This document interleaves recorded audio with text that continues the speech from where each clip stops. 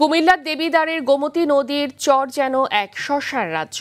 শীতের শুরুতেই এই চরের উর্বর জমিতে শুরু হয় শশা চাষের মৌসুম।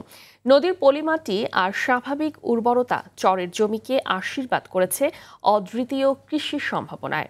প্রতি বছর স্থানীয় চাহিদা মিটিয়ে বিভিন্ন অঞ্চলের বাজারেও পাঠানো হয় এই চরের শশা।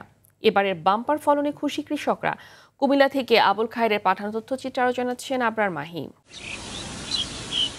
কুমিল্লার দেবিদ্বার উপজেলার বারেরার চর ও বালিবাড়ি এলাকার চরের শশা দেশজুড়ে বিখ্যাত। প্রায় 50 বছর ধরে এ চরে শশা চাষ হয়। বর্তমানে এই শশা চাষ এ চরের কৃষক কৃষানীদের ঐতিহ্যে মিশে আছে।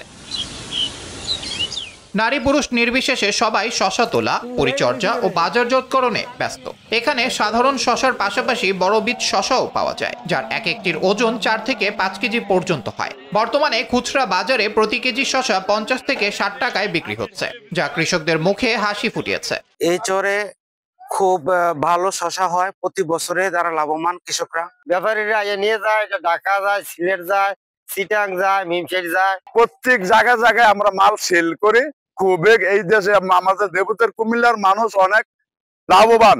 জমির উর্বরতা ধরে রাখতে কৃষি বিভাগ নিয়মিত কৃষকদের বিভিন্ন পরামর্শ দেয়। চাষিরা লাভবান হচ্ছে বলে জানান এই কৃষি কর্মকর্তা। 30 হেক্টর জমিতে শশা চাষ হয়েছে এবছর, তার মধ্যে 20 হেক্টরই হচ্ছে আমাদের পৌরসভার এই এলাকাতে, এবং এটা একটা লাভজনক ফসল। আমাদের পক্ষ থেকে সবসময় আমরা পরামর্শ প্রদান করে থাকি, বিশেষ করে বিষমুক্ত বা নিরাপদ ফসল উৎপাদনের জন্য আমরা চেষ্টা করছি।